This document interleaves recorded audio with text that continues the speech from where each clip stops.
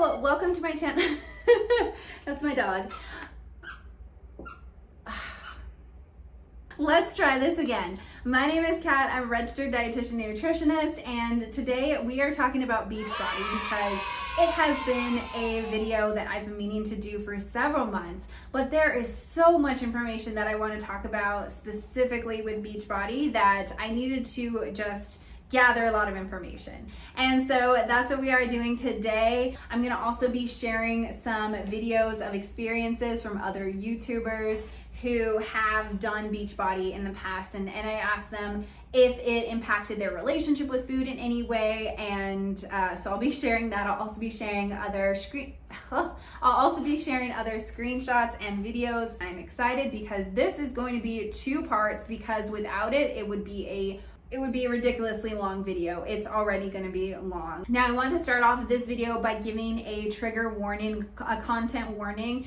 I will be talking a lot about dieting culture, especially within Beachbody in this video. For some people, that can be very triggering. If you feel like you have any disordered eating habits or like eating disorders, there is a link to getting a free screening with the Centers for Discovery. It's a great resource to have, and they can kind of help you with what the potential next steps might be. So I did have a comment on a previous video where I don't remember the exact, verbiage of it, but the gist was that they wish that I would have just talked about the product and not talked about the business structure, because that's all they wanted to hear about. And I thought about that.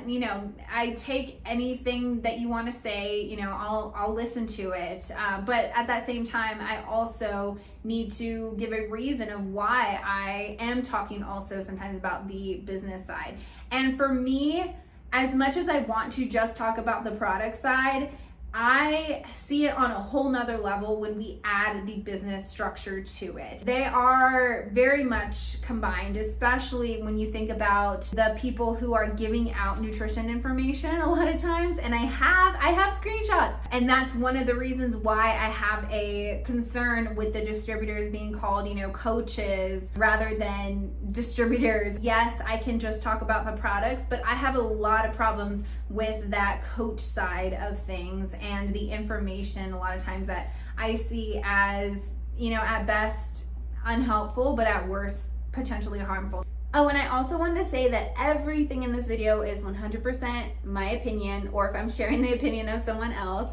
And then I also wanted to say that I never mean to bash any person in particular. I have no intention of bashing coaches for Beachbody. The reason why is because it is not their company. They have zero say over the products, over the product ingredients, over the product names, over the sourcing of the ingredients, over any of the marketing around that beyond what they do on their own, right? They don't have any say over the name of the product, over the design of the product. It is not their business.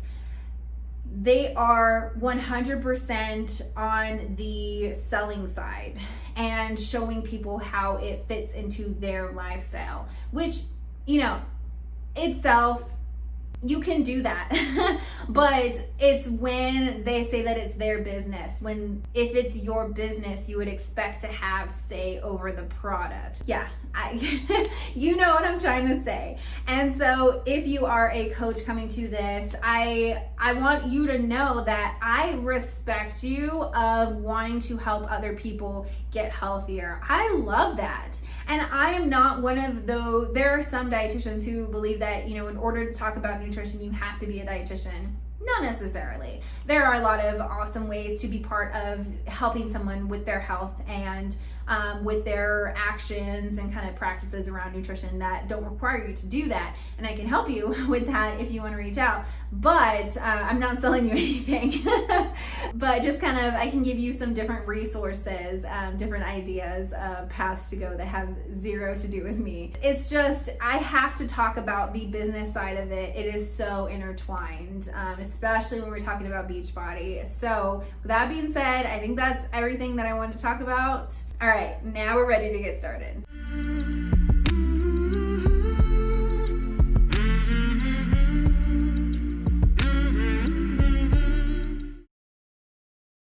This is one of the reasons why I have never been a fan of Beachbody, especially with them calling their distributors coaches. You literally just put in your name, you put in your social security number, your address, all of that. As long as you're 18 years or older and you pay, then you are now a coach. Zero information asking about your credentials. They don't have this information of like, once you sign up, then you're gonna go through this, year-long certification process or anything of that nature. No. A lot of times people are concerned about nutrition because they're like, I don't know what to eat. I've heard this and then I've heard this, like everything feels so contradicting.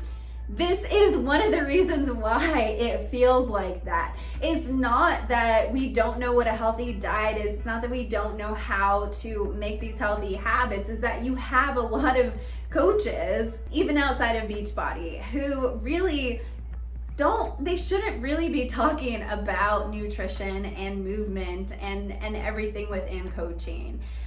It's just frustrating, and that was one of the things that I just needed to talk about because it is a very annoying thing. And so I feel like people hear that term coach and they don't really know what that means, or they kind of have an idea but they don't know what that fully entails or what their credentials are, anything like that. And that is the first thing that I have a concern over with Beachbody, is that they just have these coaches who aren't really, they're more like cheerleaders or accountability partners of that nature.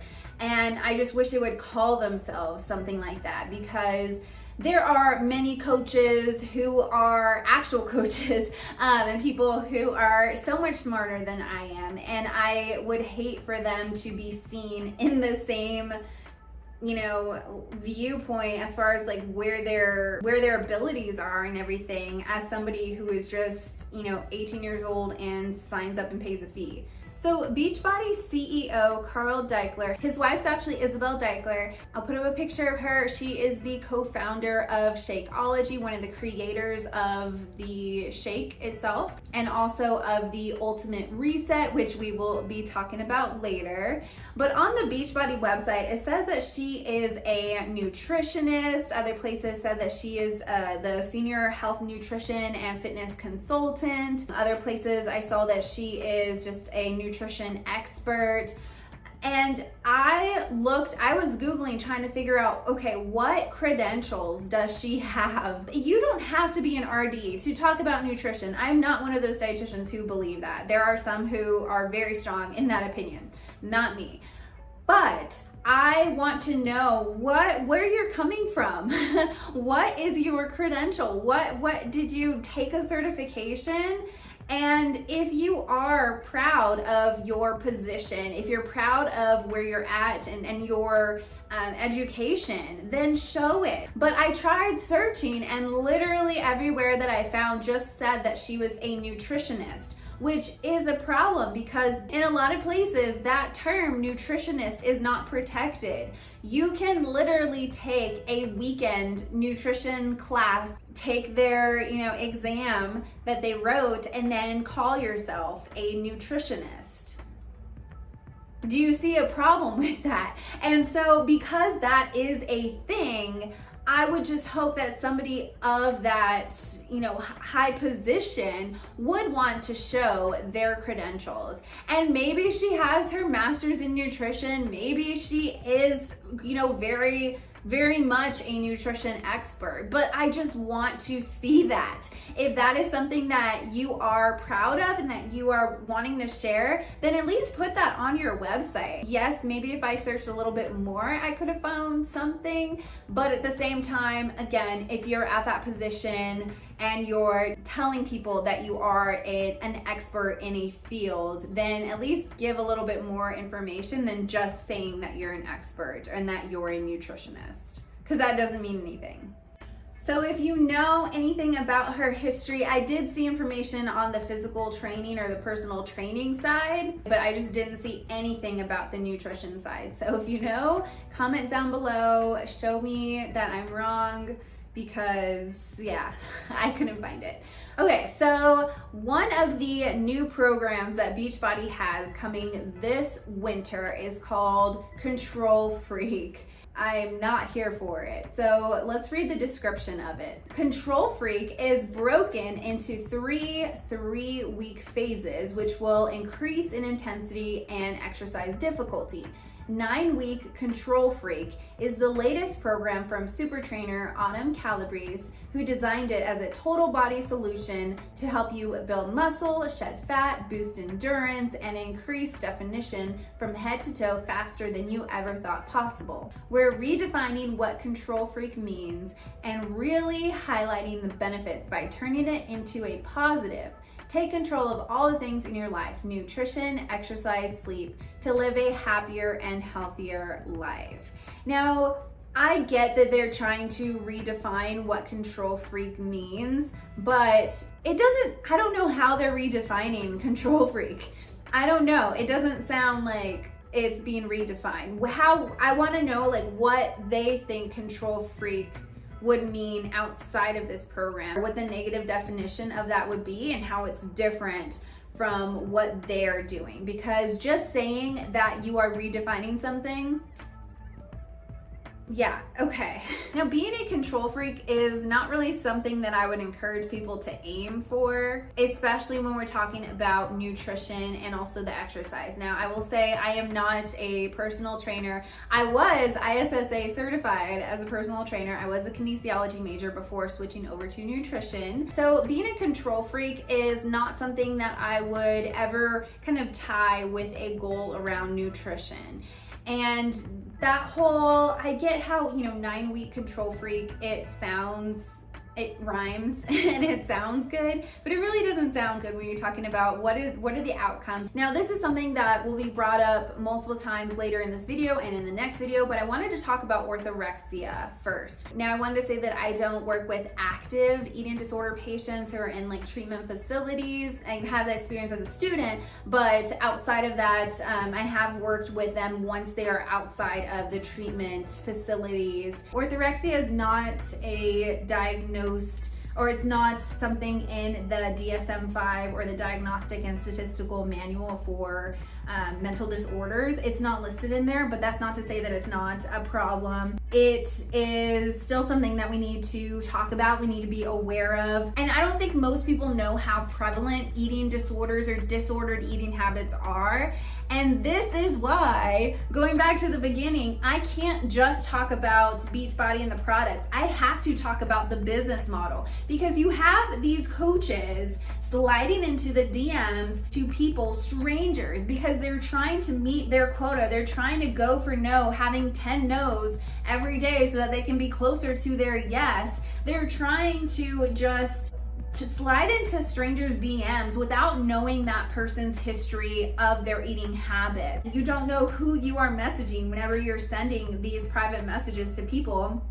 And so you don't know if that person, maybe they're having a really bad day or a really hard day as far as recovery is going. And so if they see this message that, looks attractive, they're talking about this program and getting in control of things, that is really attractive to somebody who has disordered eating habits and who has even on the recovery piece outside of facility treatment, but also even, on the orthorexia side, even if they don't even know. And so that's just a huge issue that I have a really big problem with. And a lot of people don't realize how prevalent eating disorders are and what that spectrum can look like. But a little bit about orthorexia. It is a unhealthy obsession with the quality of food. It's this obsession that can really it has this kind of health halo over the top of it, but it's really not promoting that true health that I always talk about. So one of the signs is that you have this intense focus over eating healthy or eating clean, and it begins to become so important that it takes more importance over your work life, like your personal life, your social life. It begins to become the center of your world, having this high quality food and making sure that it's clean, which I don't use the term clean and clean eating or clean food ever in my practice, unless you want to talk about if you like dropped food on the floor and it's physically dirty, if there's dirt on it, yes, you want to clean it off, wash it off, have that clean food. That's it. Another sign is that the fixation of the diet controls your emotions. So you might feel like if you ate, perfectly on track as far as quality goes, and even quantity, but we're talking about quality, that you feel like elated, you feel proud, and that you feel like when the opposite happens, you feel really guilty, you feel really bad about doing that. Sorry for that distraction. So your emotions begin to depend solely on your food and kind of what you're choosing to eat and everything, which that's not a good place to be. Another example is you might start to judge other people on their food choices and kind of their food habits.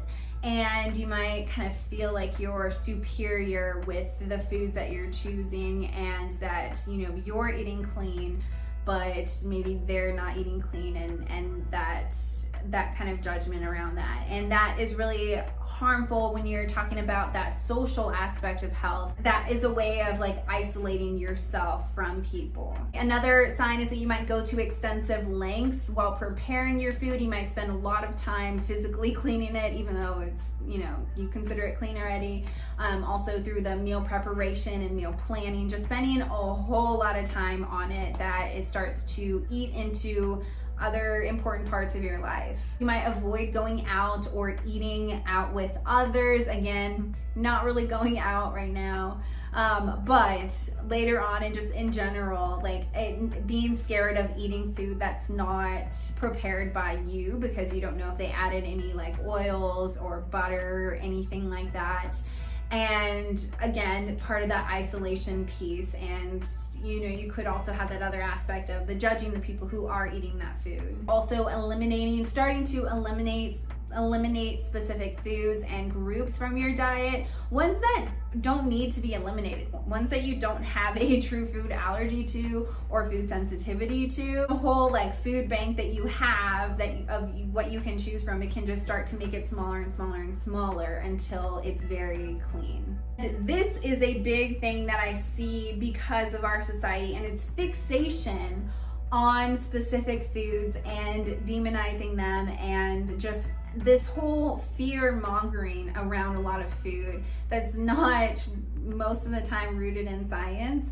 And it makes my life a lot harder. But this society perpetuates fear-based food messaging. It's a breeding ground for disordered eating habits. It's a breeding ground for things like orthorexia. The reason why I am very passionate about orthorexia and talking about it and just being aware of it, when I was in my late teens, early 20s, when I was, before I became a registered dietitian, when I was still in school and trying to figure everything out, I had fear of food. I was terrified of certain foods, and I didn't want to eat beef. I didn't want to eat pork for a little bit in my late teens, and it wasn't because of the animals, which that's a different thing, but it was because I had this intense fear of getting like a disease or getting some kind of condition or sick in some way, and I just didn't feel like those things were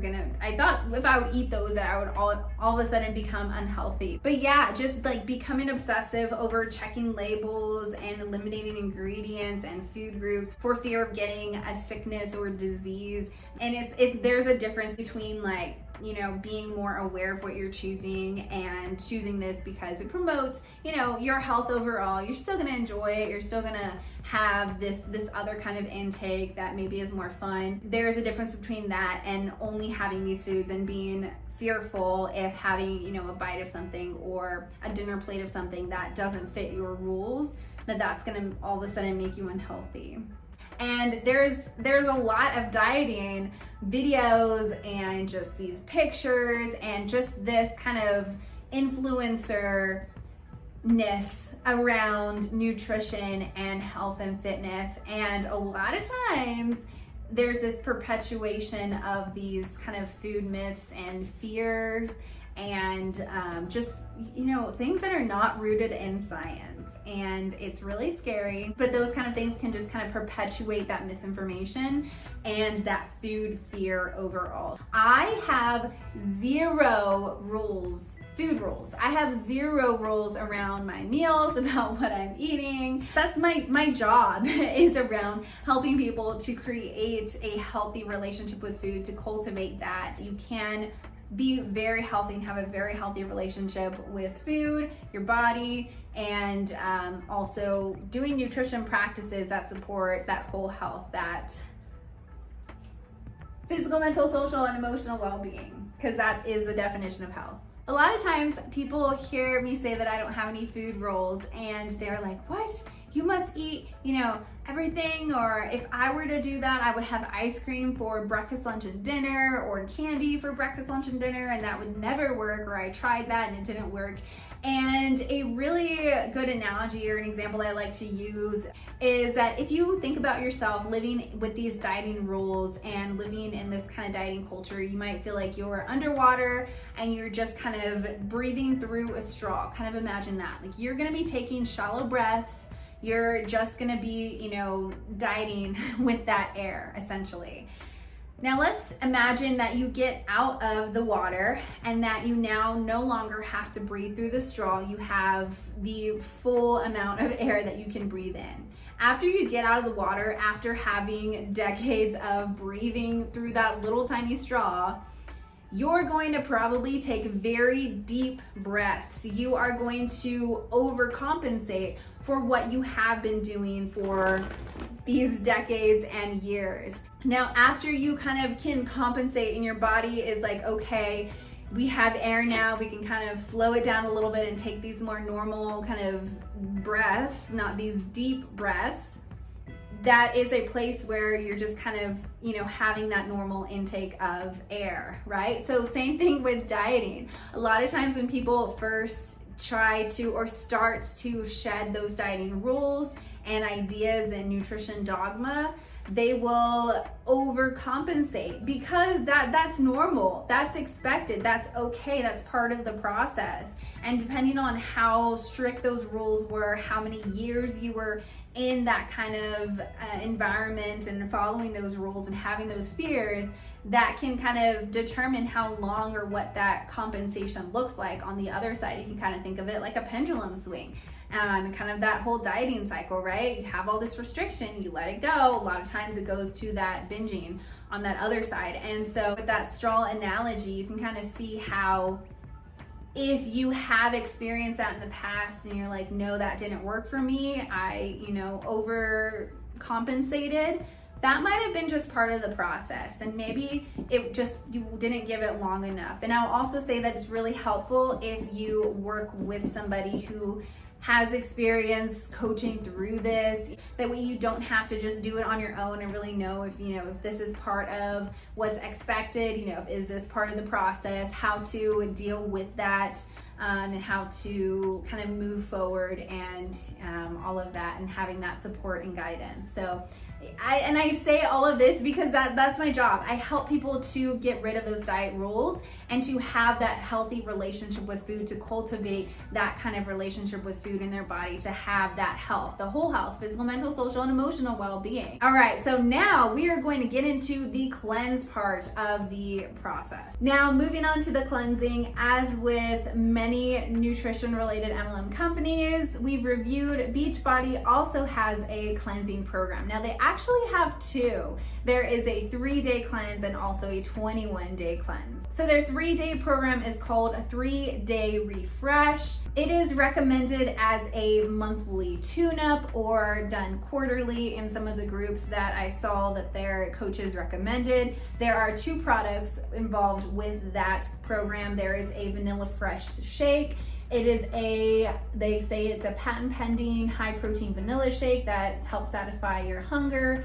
And then they also have a fiber sweep drink. Now, the fiber sweep drink is a blend of soluble and insoluble fibers. I have no idea how that tastes, but it sounds really interesting. Overview, what does the 3-day program look like? So the overview is that you wake up, you have filtered water, you have your breakfast of Shakeology shake plus a fruit option, and mid-morning you have your fiber sweep, and then for lunch you have vanilla fresh, which is that high protein shake plus an option from the fruit, vegetable, and this is making me hungry, and healthy fats list. And then you can have an afternoon snack from the fruit, vegetable, or juice options list. And then for dinner, you have your Vanilla Fresh plus a meal made from the dinner recipes list. So overall, I'm glad that they're getting, I'm trying to be positive here, so I'm glad that they're getting this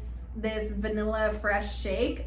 So the Vanilla Fresh has 20 grams of protein. I usually get a little bit more at meals, but at least they're having that 2 times a day, plus the Shakeology with a similar amount of protein in there. So that's, you know, I always encourage people to get their protein from like actual food rather than having supplements all the time. So that is something that I'm not too excited about with this program. But one of the things overall, I wouldn't want you to hear that and say like, oh, okay, you're getting a sufficient amount of nutrients in there, because the serving sizes of the fruits and the vegetable and the fats is ridiculous, because it might sound like you're getting a good amount of food, right? You're having that 20-gram Vanilla Fresh shake with also some fruit, vegetable, and healthy fats. Now you look at the fruit options, literally half an apple is considered a serving size, which is such a tiny amount, right? Like I would be starving with that, even if I did have that 20-gram shake, because again, you also have to remember that when you're drinking your food instead of chewing it, that mastication process, the chewing process actually helps tell your body that you're getting in food and start to feel full and start to feel that satisfying feeling that we get when eating. And so if you're drinking it, you're not going to feel as full. So you're having this fruit, so half an apple. For grapes, it's half a cup, which is super tiny. This is half a cup of grapes with this. That is not enough for a meal. I'm just gonna feel hungry after that. And then if you look at the vegetables, so you can have 5 spears of asparagus. You can have 2 Brussels sprouts. Literally 2 is the serving size, right? So just because it says you can have these vegetables, it doesn't mean that it's like, you know, as many vegetables as you want. Usually when I have Brussels sprouts, I eat more than 2. I don't know about you. And then the fats, the healthy fats, the serving size is 1 teaspoon. I have half a teaspoon here. So my teaspoon is in the dishwasher. So I have my half teaspoon here, which just double that by 2. It's so little. Like, it's so little. And you can have 1 teaspoon of olive oil on your vegetables, or, you know, outside of that, you can have 1.5 teaspoons of almond butter. So teaspoons, not tablespoons. Remember, tablespoons are the larger one.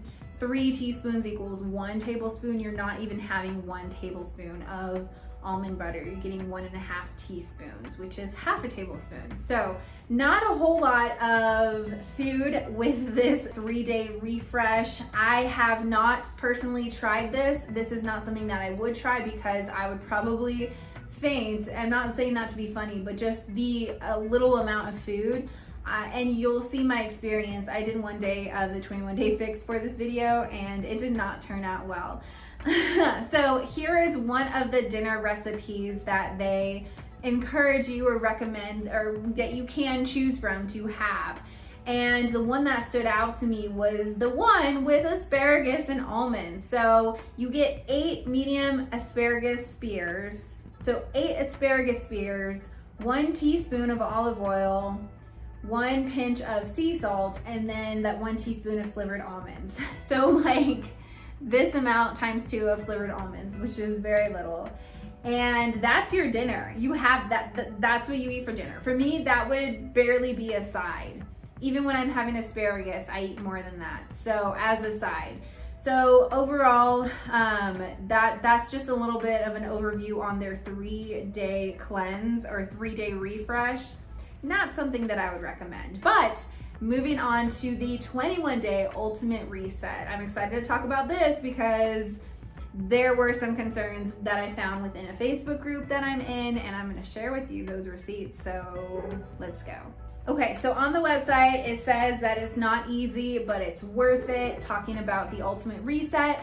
Says if you've been struggling with unhealthy eating habits and over-dependence on caffeine, junk food, or alcohol, or if you've just been experiencing low energy and a sluggish feeling, you need to commit to a clean break from unhealthy habits. The Beachbody Ultimate Reset is your step-by-step 21-day guide for doing just that. And so they talk about clean eating, which you know how I feel about clean eating. Natural supplements, gentle yoga is optional, personal support, healthy cooking, transition help, and all of that. Okay, there's 3 phases of the 21-day ultimate reset. There is the reclaim, release, and restore. They say that with the reclaim portion, you are accessing your body's inner chemistry and preparing for a change. In the release, you are releasing unwanted compounds, and in the restore, you are restoring your digestive system. So it is $199.95 for 21 days. Now, if you want a focused 21-day plan, hit me up.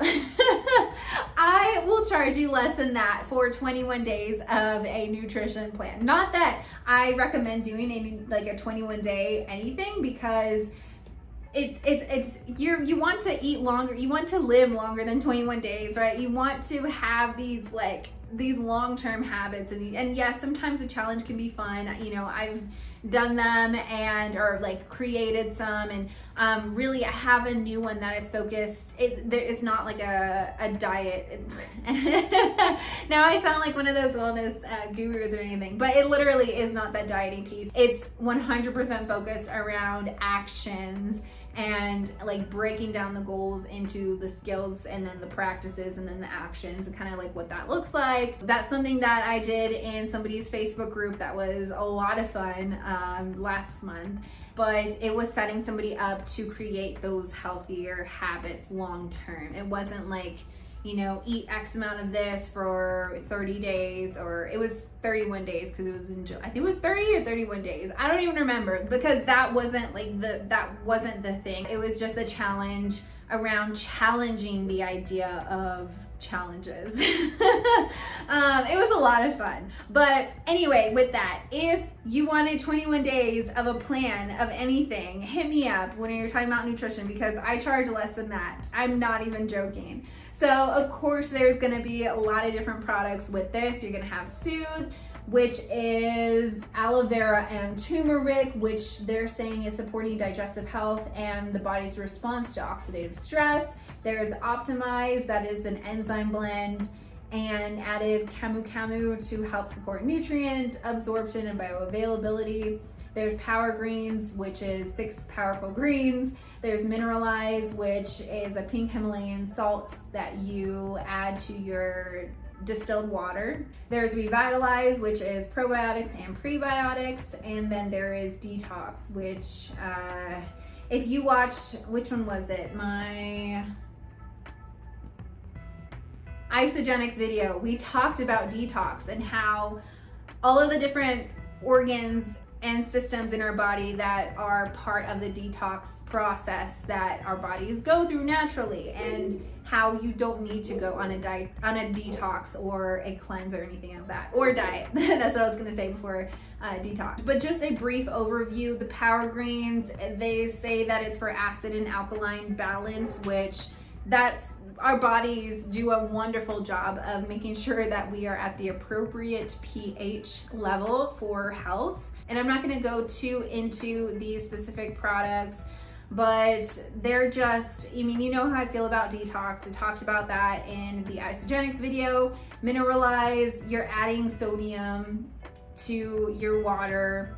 Optimize, it is an enzyme blend. So most people don't have enzyme deficiencies beyond a lactase enzyme deficiencies, and so you would just avoid lactose containing food products. And if you did want to have those, then just taking a lactase enzyme supplement would be sufficient, right before you eat it. So I will talk more about enzymes because the Shakeology product has enzymes in there too, and so I'll talk more about that in that video, but just you don't need it. There is the Revitalize, which is the probiotic and prebiotic. It does have inulin in there, which is a prebiotic, and then it has one strain of probiotic. There's 10 billion CFUs, or colony forming units, at the time of manufacturing. Now, I don't know how much is still there by the time you're consuming it. There still could be some. Is it necessary? Is it going to change your digestive tract? And do you specifically need that strain?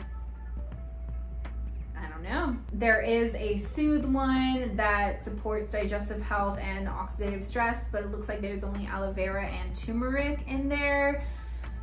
Not necessary. So they do have, I thought this was funny, they kind of compare the Beachbody Ultimate Reset to the Isogenics one, Usana, which I have not looked at, and then another one that I've never heard of. And so you can kind of see that in here, it says that they are consuming at least 1,500 calories a day, which is still going to be low for a lot of people. I'm glad that it's not lower than that, but still that is pretty low. So some of the red flags that I saw with this is that in their guide, their program guide on the coach's side, I found that guide. How many times can I say the word guide? But it said who can benefit from the Ultimate Reset. And one of the things was that people who are having trouble with their digestion. And so they say that the Ultimate Reset helps. Lay down. Can you lay? This video, okay, this video has been so hard to film with my cats making noises and chasing each other and playing, and then my dog. Oh my goodness. Can you? It's a party. Everybody is in here right now. Everybody but one of my cats. Okay, you're leaving. Bye. Man, okay. This is rough. The amount of times that I've had to stop and start this video, I hope this makes sense. I hope this is fine. They say that for people who are having problems with their digestion, that it helps restore your inner system to its factory settings, like we're some kind of robot, and helps to support your body's digestive processes, which I have a problem with that, because you can have so many different reasons why you're having trouble with your digestion, and it can be completely outside of scope. Even for me, it's going to be outside of that kind of scope and everything. Oh my goodness, you guys. Oh, okay, this is what we're doing now. Do you want to come up here, Coconut? Come here, princess. Coconut. So there are a lot of reasons why you can have digestive trouble. So many reasons. And to have a coach hear somebody say, oh, I can't, do Shakeology anymore because my digestion is struggling, or, maybe I would do this and I would sign up for it, but I can't because, my digestion is, an issue. They might be like, well, you need this then. Which there are so many red flags that I see with that. Same thing with people who want to lose some weight. It says the Ultimate Reset helps jumpstart your healthy weight loss, so you can see dramatic results in just 21 days, which I have an issue with. And now you probably hear my cat eating because she didn't want to eat by herself, and so sometimes I have to have her near me in order to eat, and she needs to eat sometimes right next to me.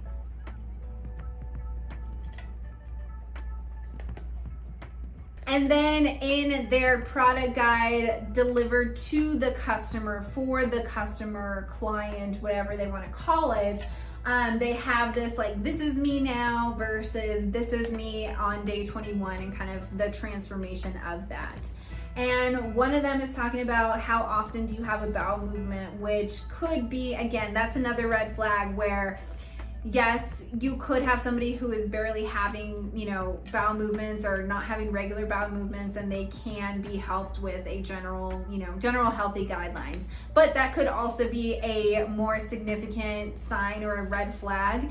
And I don't see anywhere in this guide or the other guide where it's like, you should really see a doctor if this is the case. Same thing with the question of, do you have a history of digestive problems, bloating, diarrhea, gas, stomach pain, constipation, etc. And so they could put something on here that really is a red flag, and the coach, not know to refer them out and to be like, this program probably isn't the best for you, because they don't have that experience, they don't have that knowledge. And again, it's not on the coaches to know that, it's on Beachbody for allowing them to be in that position without having that experience or that knowledge. That's my concern. Again, not trying to bash the coaches themselves, but because, how would they know? They don't know. Like, they're getting their information from Beachbody, which I looked at the other guide, the guide for this program for the coaches, and it doesn't talk about any of that and some of the red flags and to know when to refer out or anything of that nature. So there's that. Now, in my group, the Facebook group that I slid myself into so that I could be a fly on the wall. I hope they're not watching, and I hope they don't kick me out, because I got so much information from there that was really concerning. There are people in there who are coaches, there are people in there who are not coaches, who are just doing the program themselves. And a lot of times you'll have people ask questions, and you'll have either the coaches or I guess other people doing the program themselves provide answers or responses to them. And I just found so many where I was like, what in the world? Why are you saying that? That is not appropriate. Again, kind of goes back to what is the training of the coaches, what is their background and everything. So I'm just going to share some of the ones that I found a little bit interesting. This person, it's their day 3 and all they want is a bowl of cereal, which at the end of day 3 you're going to be consuming probably a lot less than what you're used to consuming, and so your body is going to react like that. Our bodies are really smart. It knows that the quickest form of energy is in the form of carbohydrates, and so that's why when we are very low on energy, when we're tired, a lot of times our bodies crave those easier to digest carbohydrates than a harder to digest carbohydrate, right? Like a lot of times we don't have cravings for broccoli when we are really low on energy and have already on day 3 of a calorie deficit intake. And so this person encouraged them to push through it. It is so worth it. She's on 3 days post reset and have no desire to go back to poor eating habits, and out paddleboarding yesterday too, which that's just a side note, I guess. But to say that you have no desire to go back to poor eating habit, just because you have a bowl of cereal doesn't mean that it's harming your health. It doesn't mean that it is something that you need to fix. You can have a bowl of cereal and you can enjoy it, and that's it.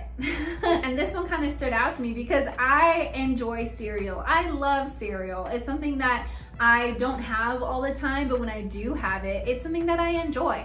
And at the same time, because of having a healthy relationship with food and working through all of that, I'm able to have it and enjoy it and make me feel overall good in all aspects of my health, instead of turning it into feeling like I'm being controlled over the cereal itself. Just doing it in a very overall healthy way, whole health, that physical, mental, social, and emotional well-being. You don't have to say that a bowl of cereal is just a poor eating habit. It's not.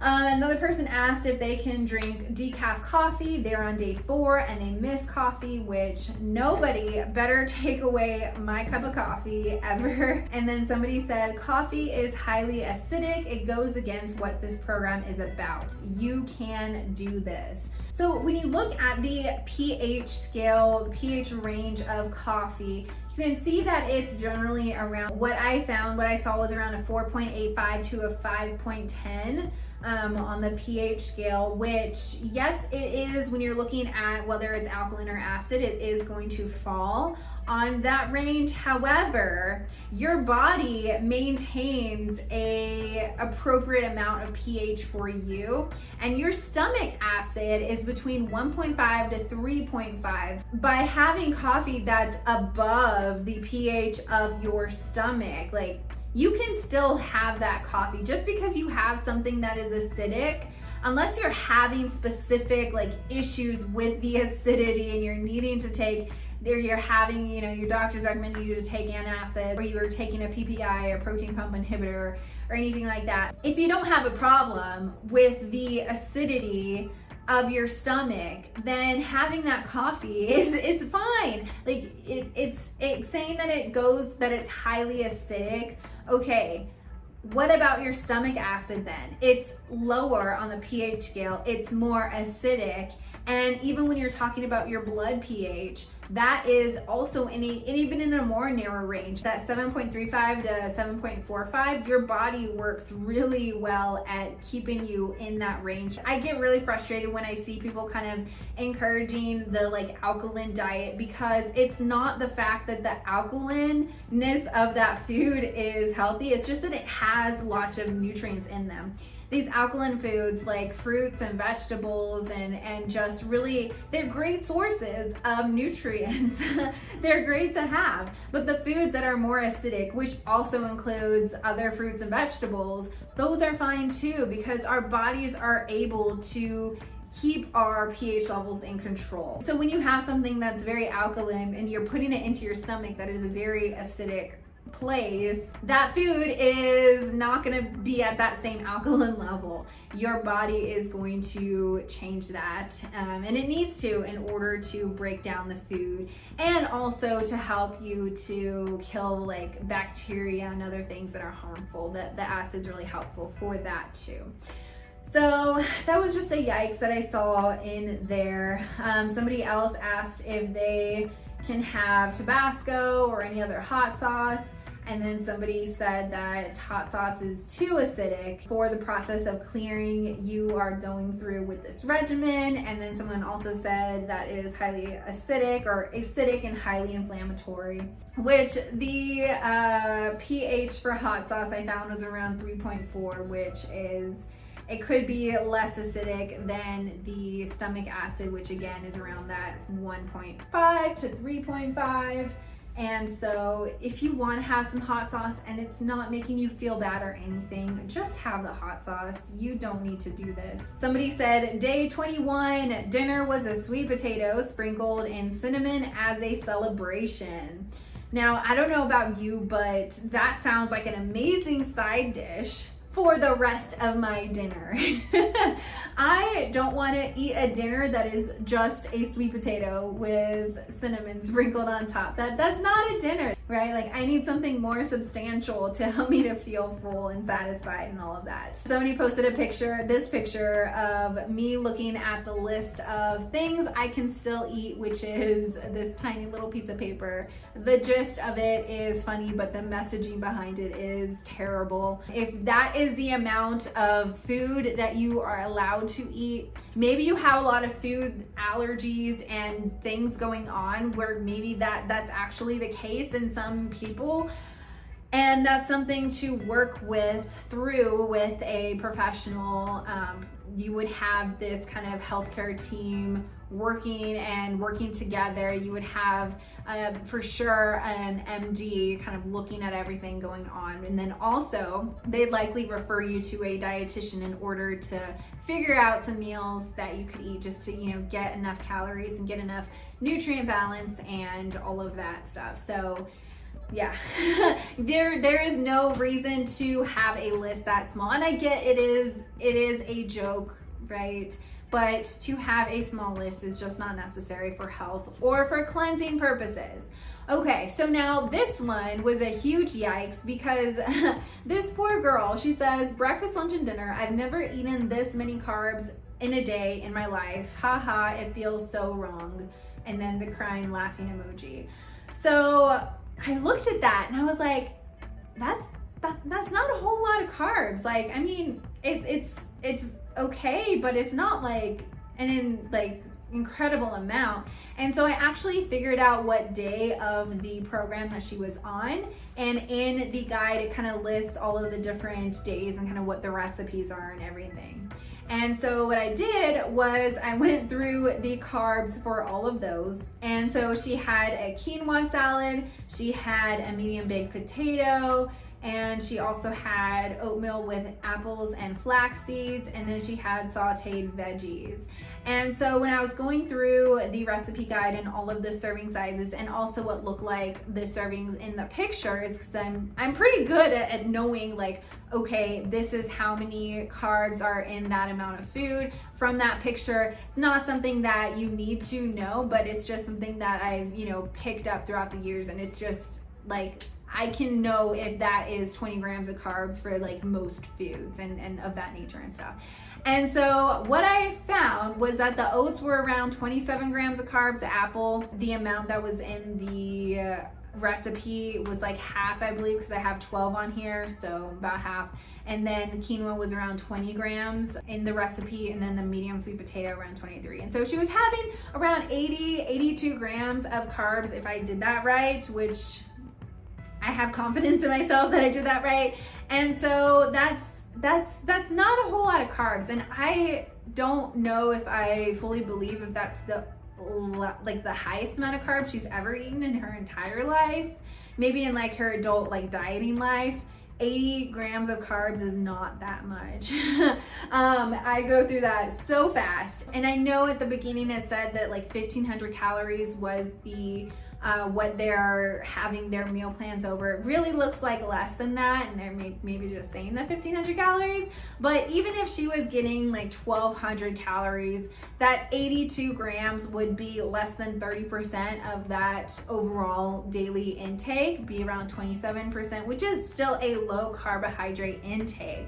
And so I was just kind of concerned because I'm like, wow, like she is not eating a whole lot of carbs. And that's not to say that you can't, have a healthy lifestyle and eat very little carbs, but it's just like, what is her history? Like where are these rules that she's coming from where that is a high amount of carbohydrates? Like there are some reasons why some people need to have very low carbohydrates. If they have epilepsy or other seizure kind of things going on, then a ketogenic diet can be very helpful. But the idea that 80 grams of carbohydrates, let's even round up, let's say 100 grams, to say that is the most you've had in a day it's just kind of sad. Okay, and I looked at who posted that, and they had actually posted an update when they finished the program. And so she shares some before and after pictures, and so I'm going to share that completely, blurring out her face or anything. But it says that she lost 8.8 pounds and 8.25 inches. And she did the reset because she felt like she had lost her self-control. She would have 2 weeks where she was great with her nutrition and then would completely fall off and struggle to get back on. I used to yo-yo and I didn't want to fall back into old habits, so I decided to reset, which is a yo-yo. But it's been the best decision. Days 1 through 4 were rough, and after that it went so well. 0 cheats. That is a red flag because you don't need to cheat on a diet. Cheating is, I talked about cheating and how I feel about that when it relates to diets and nutrition in my previous video on just the foundations, and so I don't want to spend a whole lot of time on that. But if you want to know how I feel about cheating and nutrition, check out that video.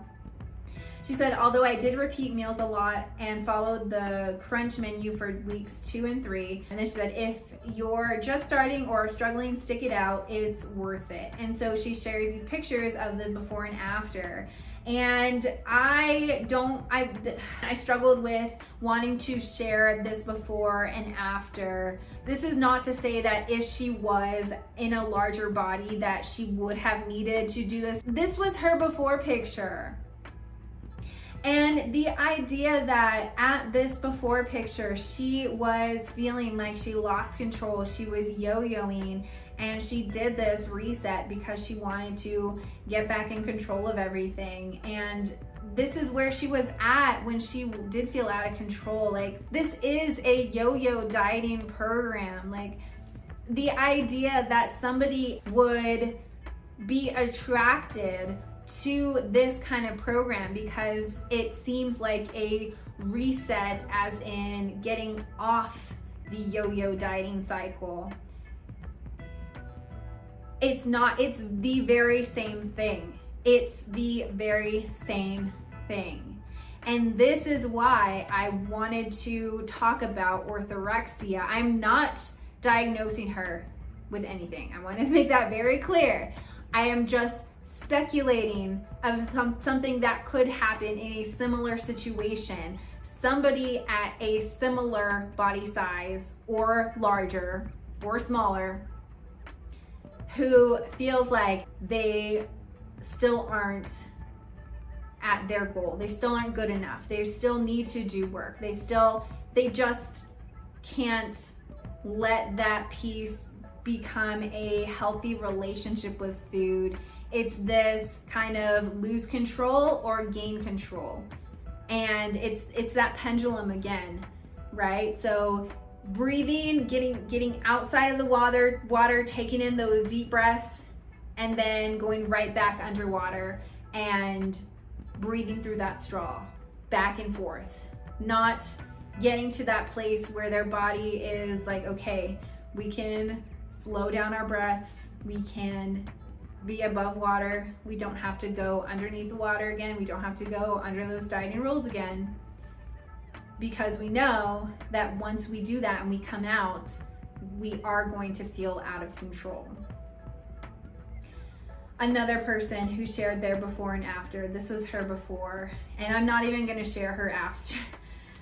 Oh my goodness, I'm not gonna share her after because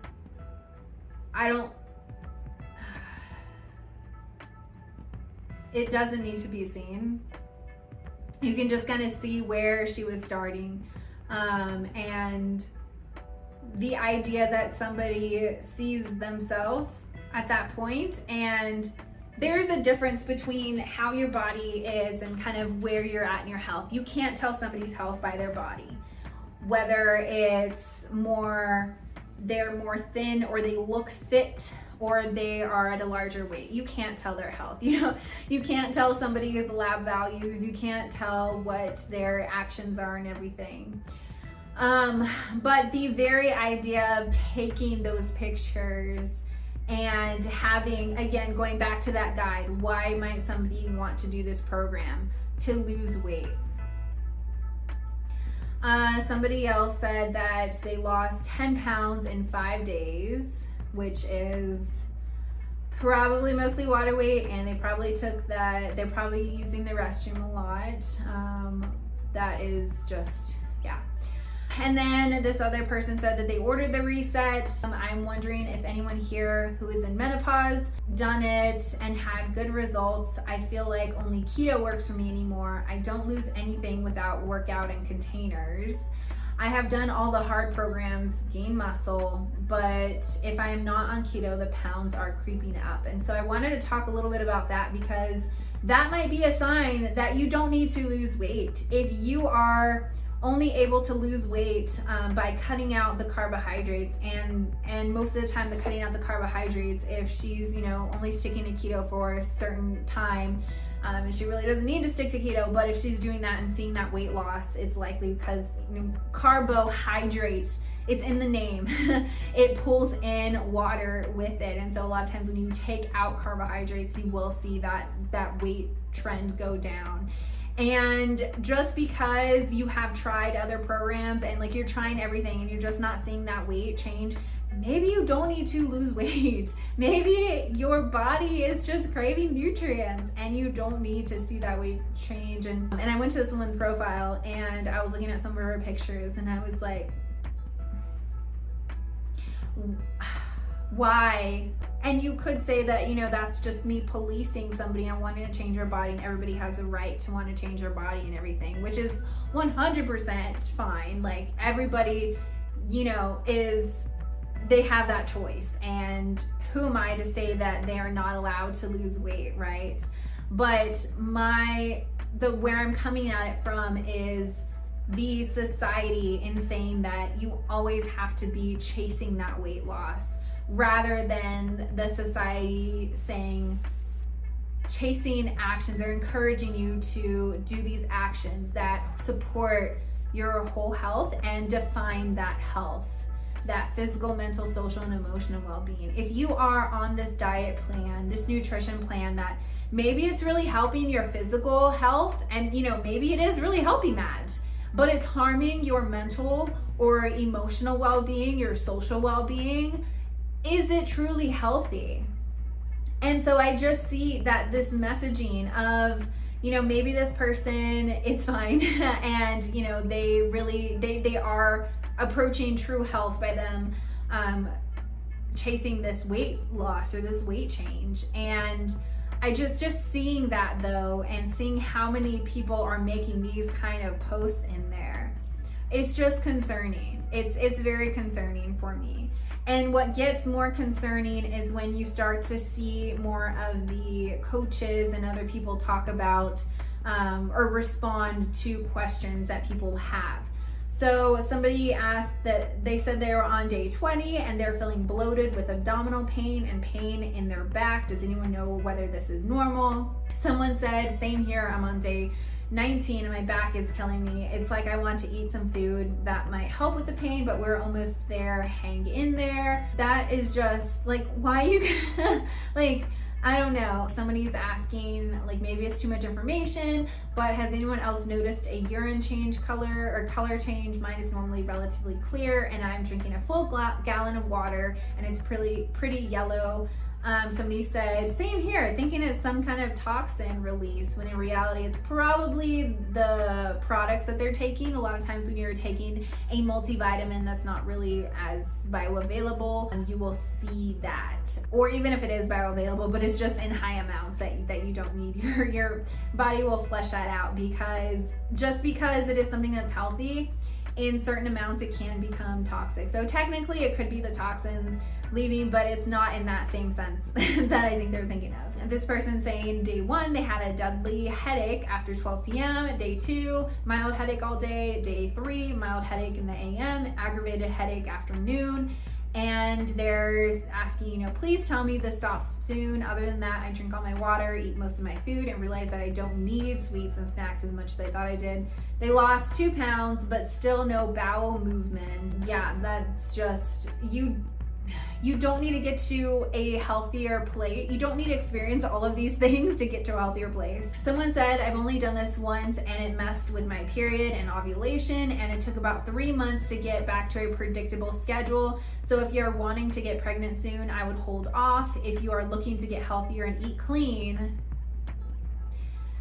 I would recommend looking at their recipes in the book and incorporating them into your diet. Just don't cut calories too low, which I appreciate this person saying, because I promise I'm not trying to like sell my services or anything, but in addition to digestive health, I have 3 main areas of focus: digestive health, sports nutrition, but then the other one is prenatal nutrition that I really love working around. And so yeah, absolutely.